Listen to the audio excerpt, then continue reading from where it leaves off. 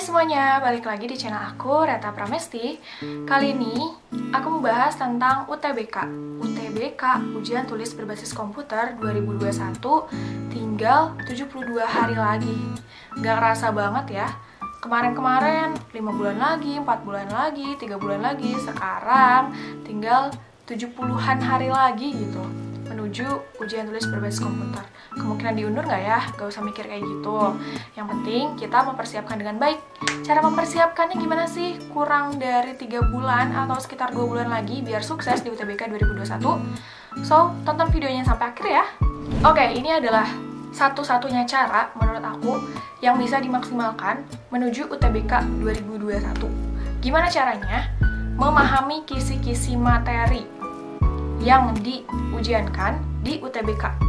Nah, UTBK 2021 ini kan kembali lagi sistemnya ke yang 2019, di mana TPS atau tes potensi skolastik yang ada 4 subtes ya, PK kuantitatif, PPU pengetahuan dan pemahaman umum, PBM pengetahuan memahami bacaan, dan PU penalaran umum itu disatukan dengan TKA. TKA-nya itu sesuai dengan yang dipilih, apakah sosum atau saintek. Kalau sosum itu nggak akan ada matematika sosum ya. Jadi adanya itu ekonomi, geografi, sejarah, dan sosiologi. Kalau saintek itu adanya fisika, kimia, biologi, dan matematika saintek. Itu beda ya sama yang kuantitatif. Lebih hot lah ya, lebih higher order thinking skill, lebih susah. Oke, nah jadi tadi kata aku menuju 2 bulan UTBK itu yang penting fokus aja di latihan soal dan bahas kisi-kisi secara tuntas. Sekarang aku mau bahas lengkap tentang kisi-kisi yang aku dapatkan dari berbagai sumber.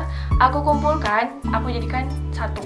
Jadi ini sumbernya dari sini ya, dari tentor.id, Zenius, lalu The King, dan lain-lain. Ada juga yang dari TikTok, di Instagram, kayak gitu. Jadi ini aku kumpulkan karena kisi-kisi itu nggak pernah dimuat oleh LTMPT secara langsung gitu. Jadi paling kita ngikutin aja dari soal-soal yang sering muncul tahun-tahun ke belakang. Biasanya polanya pasti ada yang sama gitu, secara materi atau secara bahan soalnya. Oke, so langsung aja kita masuk ke pembahasannya. Oke, yang pertama ya, yang pertama adalah yang bagian TPS atau tes potensi skolastik. Di sini adalah pertama aku bahas yang bagian PU atau penalaran umum. Lihat ya di sini materi-materinya. Jadi kalau di PU ini kan berhubungan sama kesesuaian pernyataan, simpulan logis, penalaran analitik, data visual, sama sebab akibat. Mau nggak mau, teman-teman harus belajar aja dari paragraf gitu. Biasanya banyak ditanyain tentang ini sebab akibatnya tuh di kalimat yang mana, atau simpulan yang benernya itu apa, kayak gitu. Oke? Yang kedua ini tentang pemahaman bacaan dan menulis. Sebenarnya ini juga masih tentang paragraf, tapi kecenderungannya adalah untuk melihat penalaran kebahasaan dan pemahaman isi bacaan. Jadi mulai dari konjungsi, gagasan, ide pokok. Nah, gagasan sama ide pokok biasanya ditanyakan ya di kalimat mana, terus misalnya kenapa, kayak gitu. Yang ketiga adalah tentang pengetahuan dan pemahaman umum. Ini disebut PPU. Jadi di PPU ini biasanya ada soal Indonesia dan soal Inggris. Di soal Inggrisnya ya kayak reading comprehension gitu ya. Kayak kita waktu misalnya UN SMA kayak gitu. Conclusion-nya yang mana atau gagasan kayak gitu. Terus perlu juga dipahami tentang puebi, kalimat efektif, topik bacaan, teks rumpang, dan lain-lain. Oke?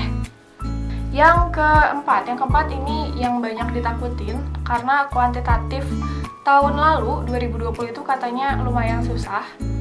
Jadi ya mau nggak mau harus belajar ya, jangan sampai menyepelekan. Misalnya di sini tuh ada tentang perbandingan, pertidaksamaan, persamaan kuadrat, matriks, komposisi dan fungsi inverse, aljabar, teori bilangan, aritmatika sosial, dan lain-lain. Oke? Biasanya bentuknya itu nggak hanya pilihan ganda, tapi ada kayak pilihan 1, 2, 3, 4. Terus kecukupan data, kayak cukup atau tidak cukup, kayak gitu. Terus analisis perbandingan 2 nilai juga, ini biasanya ada juga. Oke, nah itu tentang TPS. Jadi ada 4 subtes ya di TPS.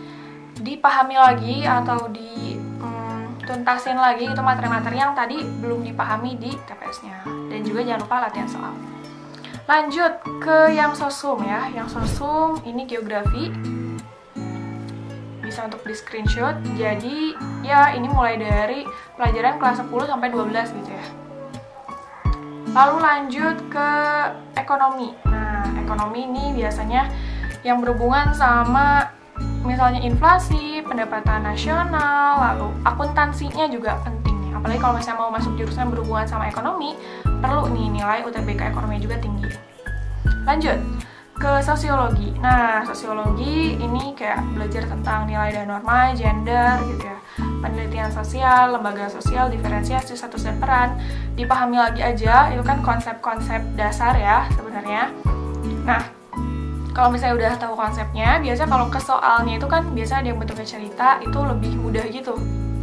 Oke? Atau ada juga yang kayak tentang hakikat sosiologi gitu. Selanjutnya, sejarah. Sejarah juga ini perlu effort sih, karena banyak teori, banyak hafalan. Jadi kalau misalnya nggak baca, ya nggak akan tahu. Kalau misalnya pengetahuan umum kan gitu ya, kalau misalnya kita nggak tahu tuh karena nggak baca, karena nggak research kayak gitu. Jadi perlu juga nih dibaca-baca tentang masa pendudukan Jepang, kerajaan Hindu atau Buddha, revolusi di Amerika, Prancis, Orde Baru, itu penting banget, reformasi, biasanya banyak-banyak soal kayak gitu. Oke, itu tentang yang sosum ya, kisi-kisi sosum, TKA sosum. Sekarang ke TKA Saintek. TKA Saintek kita mulai dari kimia. Nah, ini kimia ada tentang laju reaksi, asam basa, sel elektrolisis, sel volta, kimia organik, makromolekul, bisa lihat di sini lengkapnya. Jadi ini banyak banget ya, lumayan gitu secara materi, karena ini yang sering muncul. Dipahami aja mengenai ya rumus-rumusnya atau penerapannya. Lanjut, kalau ada kimia berarti ada fisika ya. Nah, fisika tentang listrik, induksi magnetik, listrik statis, usaha dan energi, teori atom, ekuida, kalor, optik, teori relativitas khusus, dan lain-lain. Ini lengkap ya. Selanjutnya ada matematika saintek. Jadi kalau di sosum nggak ada matematika sosum ya, karena katanya sih udah mirip-mirip sama yang kuantitatif gitu. Maksudnya tuh secara generalnya. Lalu matematika saintek di sini biasanya sih yang lebih advance ya dibandingkan yang matematika sosum. Jadi di sini ada suku banyak, pertidasamaan, limit, transformasi geometri, vektor, irisan kerucut, barisan dan deret, eksponen dan logaritma. Semangat belajar matematikanya. And the last, ini ada biologi. Biologi ini biasanya anak IPA banyak yang suka biologi ya kan? Nah, ini materinya ada yang berhubungan sama ekologi, reproduksi sel, evolusi, anabolisme, plantae, animalia, heredictus, bioteknologi, evolusi, dan lain-lain. Bisa cek di sini. Nah, so itu berhubungan sama kisi-kisi TKA, sosum, saintek, dan juga TPM. Nah, sekarang aku mau ngulas dulu, kalau misalnya udah dapat kisi-kisi, itu kan baru berupa topiknya gitu ya. Berarti kan kamu setidaknya tahu gitu, dalamnya tuh, kontennya tuh bahas tentang apa. Nah, jadi saran aku, yang pertama, kamu coba aja simpen di notes, entah itu notes HP atau di ya dokumen di laptop, atau misalnya mau di print, it's okay, itu lebih bagus, tentang materi-materi yang berhubungan sama si kisi-kisinya. Jadi kayak biar lebih applicable gitu loh, nggak hanya sebatas oh iya tahu nih nanti di fisika bakal ada tentang kalor, tapi nggak tahu gitu, kayak misalnya rumus kalor nggak tahu. Jadi kayak biar nge-review ulang tentang materi-materi yang sebenarnya udah kamu pelajari tapi mungkin ada yang lupa-lupa. Jadi pertama, kalau udah tahu kisi-kisinya, dicari materinya, terus bisa juga disimpan gitu ya, misalnya di dokumen atau di HP atau di print, itu lebih bagus.